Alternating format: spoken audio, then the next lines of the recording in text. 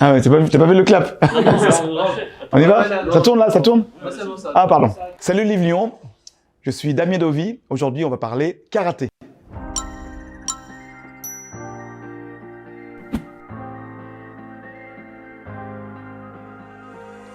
Je pratique le karaté depuis une quarantaine d'années. J'ai eu la chance d'avoir été champion du monde, donc 2 fois, 4 fois champion d'Europe, 8 fois champion de France, donc une grosse carrière de compétiteur. Je suis 7e dan également et expert fédéral dans cette discipline. Donc chez nous, on reste amateur dans le sens où on ne vit pas à 100% de cette discipline. Par contre, c'est vrai qu'on pratique comme des professionnels. C'était mon occupation principale pendant très longtemps, sur le plan de la compétition. Même si, évidemment, maintenant, je suis toujours impliqué à 200%, parce que je transmets, je suis passé dans la transmission. Mais on arrive automatiquement, on sent qu'on a des aptitudes. Et puis, au fur et à mesure, on commence à faire des compétitions. On est récompensé par des médailles, en tout cas par le fait de se sentir qu'on est quand même bon là-dedans. Et du coup, on reste, on s'obstine à vouloir gagner et gagner encore. L'IKC, c'est un club spécialisé dans les sports de combat, tous les sports de combat. À l'origine, ça a été édifié par des karatékas qui étaient déjà des pionniers du karaté à l'époque. Et donc c'est un club qui existe depuis 50 ans et qui a toujours une grosse entité, une grosse vocation sportive. Donc c'est un club vraiment historique des sports des combats et plus particulièrement du karaté. IKC signifie International Karaté Club. International, donc ça correspond aussi tout à fait à ce que l'on est. On a toutes les nationalités chez nous, on parle toutes les langues.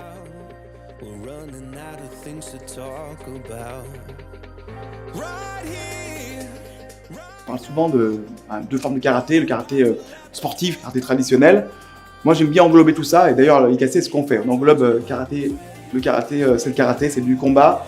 C'est une technique de combat à la base qui est basée sur la self-défense. C'est une technique de combat très large. Donc on va dire que le côté traditionnel regroupe tout ce qui est self-défense, tout ce qu'on transmet évidemment de génération en génération par la gestuelle. C'est ça qui est intéressant. Et le mouvement que tu fais en karaté chez nous maintenant en 2021, c'est le même mouvement qui était fait en 1900 au Japon ou partout dans le monde. Donc ça c'est très intéressant.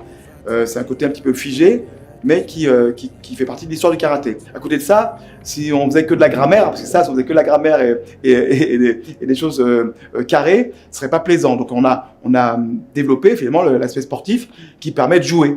De faire des petits matchs, compter les points, d'avoir l'interaction, se bagarrer pour de faux, parce que c'est bien ça, quand on fait un sport en salle, on se bagarre pour de faux. Et on respecte certaines règles pour pas se blesser, même si c'est un sport de combat. Et c'est valable dans tous les sports de combat. À partir de là, on peut s'amuser et on peut aussi surtout progresser, puisque sans prendre de risques, on a plus la faculté d'essayer des techniques. En gros, on sait qu'on va pas se faire sanctionner par un gros KO ou par une grosse blessure. Et ça, c'est super important.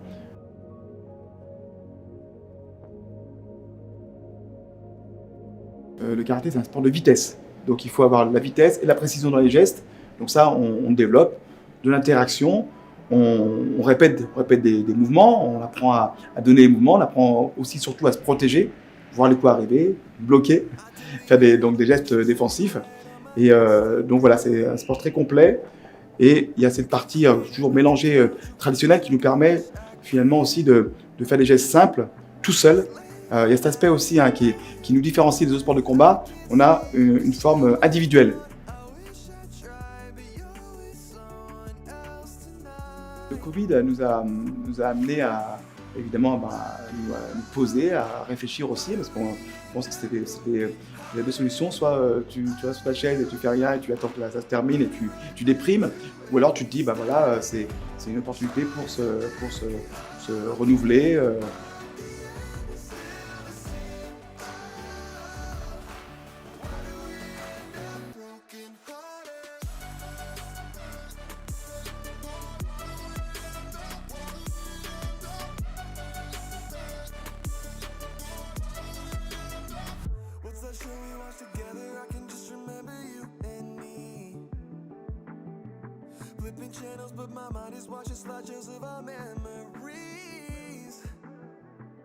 Aux jeunes, j'ai envie de dire la première chose, avant la compétition, tout le monde devrait faire un sport de combat. C'est une phrase que je répète souvent.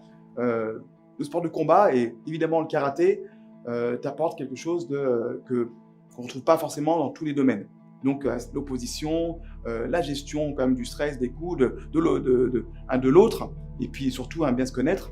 Donc ça, c'est vraiment la première chose. Après, on commence par faire des compétitions. Monter sur un tapis, c'est quelque chose d'important, hein, quelque chose qui est pas ordinaire. Et même pour les championnats du Rhône, il y a une chronologie dans les compétitions.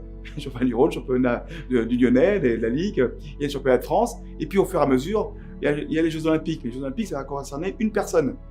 Vous avez 200 000 licenciés ou 250 000 licenciés en France en karaté. Donc voilà, il y a une personne par catégorie. En gros, ça va concerner, je crois qu'il y a 3-4 catégories au niveau olympique, 3-4 personnes au bout du bout. Donc le rêve olympique, pour le coup, il faut voir les choses d'une manière réaliste. Hein. C'est partie aussi du sport, de la vie, savoir se fixer des objectifs, être meilleur. Et puis si être meilleur, ça t'amène aux Jeux Olympiques, c'est parfait. Mais déjà, obtenir ta ceinture jaune, ta ceinture marron, ta ceinture noire, et puis au fur et à mesure, on va voir où l'aventure sportive nous amène.